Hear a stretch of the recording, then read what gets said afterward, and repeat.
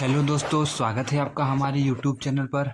आज हम इस वीडियो में देखेंगे यूपी बोर्ड क्लास 12 का इम्पोर्टेंट क्वेश्चन जो कि आपके एग्जाम में पूछा जा सकता है। ये मॉडल पेपर है जो कि यूपी बोर्ड की तरफ से प्रोवाइड किया गया है। आप लोगों को पता रहेगा कि यह देख सकते हैं प्रश्न पत्र संख्या क्या है। प्रश्न पत्र आपका 2024-25 का है। ये मॉडल पेपर है। आप लोगों को मैं बता दूं सिंपली पहले क्या है।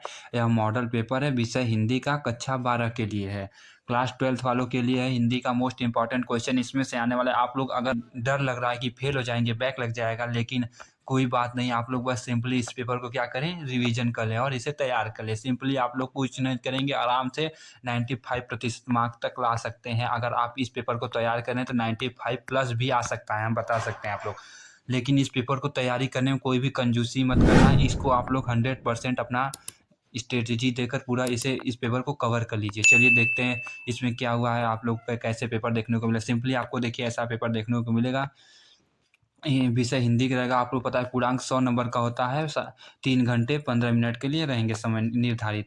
15 मिनट क्या रहते हैं, प्रश्न पत्र पढ़ने निर्धारित रहते हैं। फिर इस खंड में मतलब इस प्रश्न में 2 खंड होते हैं।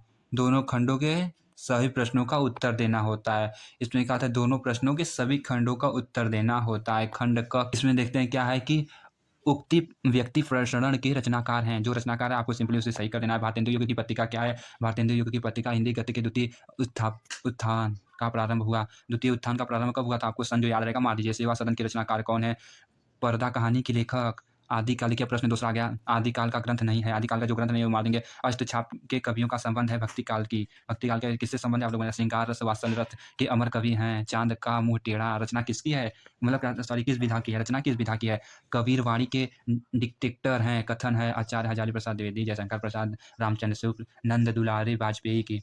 अब देखिए आप लोगों को प्रश्न तीसरा इसमें देखने को मिल जाएगा गद्य से। गद्य का आपको पढ़ना है और इससे रिलेटेड जो भी क्वेश्चन पूछा जाएगा उसका आंसर देना पड़ेगा। आपको 10 नंबर का गद्य है। देखिए मोस्ट इंपॉर्टेंट होने वाला आप लोगों के लिए। आप गद्य को देखिए आराम से 2 गद्य दिए रहते हैं। आप ऊपर वाला करेंगे या नीचे वाले कर सकते हैं। इस गद्य को लिखने के लिए आप लिखेंगे पहले गद्य। गद्य लिखेंगे फिर ऐसे डैश मार देंगे। जंगल में पहला लिखेंगे, जंगल में मान लीजिए पहला आप कर रहे हैं तो क्या लिखेंगे, जंगल में डॉट डॉट डॉट के फिर लास्ट का देखेंगे सुखदाई रूप है, ऐसे लिखना है। उसको एग्जामिनर को पता रहे कि आप कौन सा गद्य कर रहे हैं। इसके लिए आप लोगों को कुछ करना रहेगा। आपको पहले क्या लिखेंगे, ऐसे आंसर डालेंगे। रुकिए, आप लोग क्या करेंगे, सिंपली यहाँ पे आंसर लिखेंगे। आंसर के बाद क्या करना है, आई एम ये क्या है, गद्य है तो यहाँ लिखेंगे गद्य।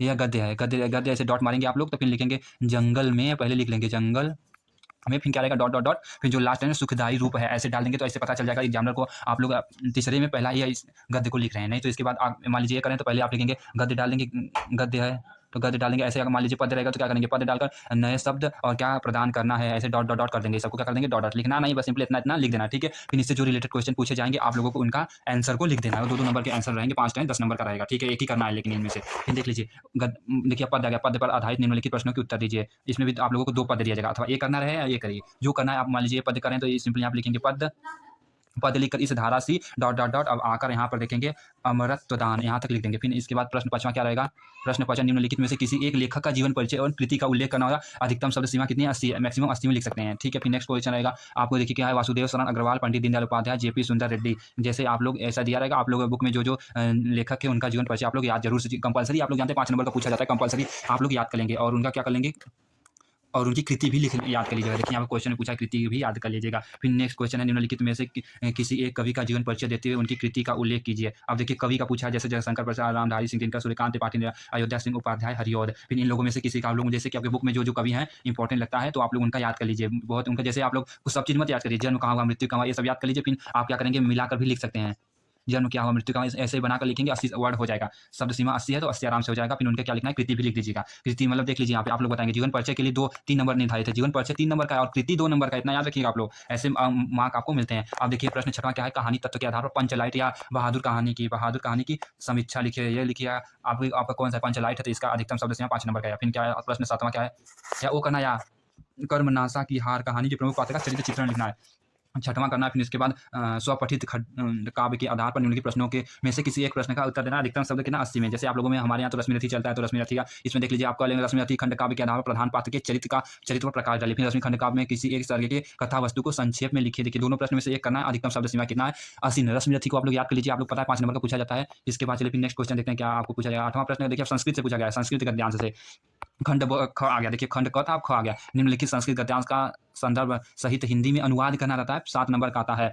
गद्यांश का संदर्भ सहित अनुवाद करना होता है, 2 + 5 यानी संदर्भ 2 नंबर का +5 अनुवाद करने के लिए, ठीक है। पहला करिए, दूसरा करिए, ठीक है। फिर ख आ गया, फिर देखिए ख आ गया, निम्नलिखित श्लोकों का हिंदी में अनुवाद करना है, ये भी 7 नंबर का देखिए आ गया। आप लोगों को ये करिए, ये करिए। जैसे आप लोग वो लिख रहे हैं तो श्लोक लिखकर डॉट, डॉट, डॉट मार्कर कर लीजिए। जैसे 2 यहाँ से लिखे, भावास्तु मुख्या से सुभाषितम, ऐसा लिख सकते हैं। फिर ज्ञाने मौने, फिर इसके बाद सप्रसवा एवं, यहाँ तक ऐसे डॉट, डॉट करके लिख सकते हैं, ठीक है। फिर नेक्स्ट क्वेश्चन, 9वां प्रश्न, निम्नलिखित में से किन्हीं 2 का संस्कृत में उत्तर देना है। जितना है इसमें बस केवल 2 का क्या करना है, इसका उत्तर देना है। फिर उसके प्रश्न 10वां क्या, श्रृंगार रस और करुण रस की परिभाषा और उदाहरण सहित लिखना होता है। रस आप लोग याद कर लीजिए, इसका श्रृंगार रस, करुण रस, जितने भी रस है परिभाषा लिखकर उसका उदाहरण लिखना होता है। मोस्ट इंपॉर्टेंट, 100% पूछा जाएगा, आप लोग ये याद कर लिए। फिर उसके बाद क्या आएगा, श्लोक अलंकार, दृष्टांत अलंकार की परिभाषा उदाहरण सहित लिखना होता है। चौपाई, छंद, दोहा, छंद की परिभाषा उदाहरण सहित लिखिए। उसके बाद क्या है, निम्नलिखित में से किसी एक विषय पर निबंध भी लिखना होता है। बेरोजगारी की समस्या, सर्वधर्म समभाव, किसी मेले का आंखों देखा वर्णन, गोस्वामी तुलसीदास जी पर निबंध, जिसको जो आपको अच्छा लगे लिखने, 7 नंबर का आता है निबंध लिखने के लिए। फिर उसके बाद क्या बढ़ावा है, पावक का संधि विच्छेद लिखना होगा, प्रजेते का संधि विच्छेद, पुस्तकालय में लिखना है कौन सा संधि, आप लोगों को संधि से देखिए, सब संस्कृत का क्वेश्चन है। किन्हीं एक विग्रह करके समास का नाम लिखिए। फिर देखिए प्रश्न 13 क्या है, बैंक खाता खोलने के लिए बैंक प्रबंधक को आवेदन पत्र या प्रार्थना पत्र लिखने के लिए आता है आप लोगों को, ये आया ऊपर वाला 8 नंबर का आएगा। फिर देखिए 14वां क्या है, पहला निम्नलिखित किसी एक शब्द की धातु और प्रत्यय का योग स्पष्ट करना है। धातु और प्रत्यय क्या है आपको बताना है। फिर नेक्स्ट क्वेश्चन है, निम्नलिखित एक शब्द के प्रत्यय लिखिए, एक शब्द का प्रत्यय लिखना होता है। फिर रेखांकित पदों में से किसी एक पद में प्रयुक्त विभक्ति और संबंधित नियम का उल्लेख करना होता है। देखिए यहीं पर आपका पेपर द इंड हो रहा है, क्या हो रहा है, समाप्त हो जा रहा है। ये मोस्ट इंपॉर्टेंट क्वेश्चन होने वाला है आप लोगों के लिए, आप लोग इसको जरूर से जरूर तैयार कर ले। ये बहुत ही मोस्ट इंपॉर्टेंट है। आप लोग हम बता दें कि यूपी बोर्ड क्लास 12 में इससे जो तैयार करेगा कम से कम 85% मार्क ला सकता है। मैं आप लोगों को 2023 पीछे के मॉडल पेपर जो नहीं, एग्जाम पेपर जो पूछे गए थे ला कर आपको मैं क्या कर दूंगा, टेलीग्राम पर डाल दूंगा और उनका वीडियो भी बना दूंगा। टेलीग्राम का लिंक मैं डिस्क्रिप्शन में दे रहा हूँ, जाकर आप वहीं से प्राप्त कर सकते हैं और जरूर जरूर टेलीग्राम को ज्वाइन करिए, ठीक है फ्रेंड्स। वीडियो अच्छी लगी तो लाइक करिए, ज़्यादा से ज़्यादा शेयर करिए, अपने फ्रेंड्स को भी इन्फॉर्मेशन दे दीजिए कि मॉडल पेपर आ चुका है, आप लोग जाकर प्राप्त कर सकते हैं। ये मैं मॉडल पेपर भी क्या करूँगा, अपने टेलीग्राम पर डाल दूंगा। टेलीग्राम का लिंक डिस्क्रिप्शन में है, जाकर वहाँ से आप प्राप्त कर सकते हैं। ऐसे इन्फॉर्मेटिव वीडियो पाने के लिए आप लोग हमसे जुड़ जाइए। Thank you, thanks for watching.